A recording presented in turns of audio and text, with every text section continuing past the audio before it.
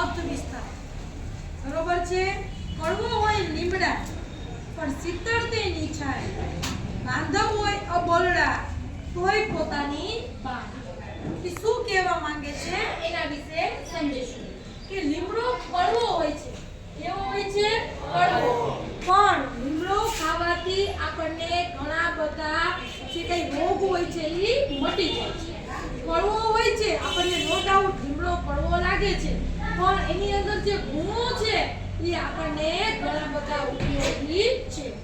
ઉનાળાની અંદર જ્યારે વટે માર્ગુઓ લીમડા નીચેથી પસાર થાય છે તો એના નીચે આ બેસે ને તો એની જે છાયા, એનો જે પવન હોય છે એકદમ શીતળ ઠંડો હોય છે.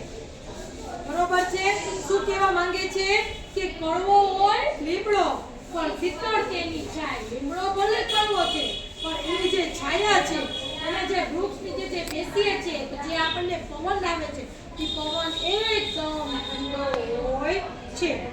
બાંધવ હોય અબોલડા કોઈ પોતાની બાઈ. એવી જ રીતે આપણા ભાઈઓ બંધુઓ બરોબર છે આપણી સાથે અબોલ હોય છે. ઇટ મીન્સ આપણી સાથે બોલતા નથી હોતા, પણ જ્યારે આપણે દુખી થાય છે તો ત્યારે સૌથી પહેલા આપણી બાજુમાં ઊભા રહેવા માટે એ આવી જાય છે.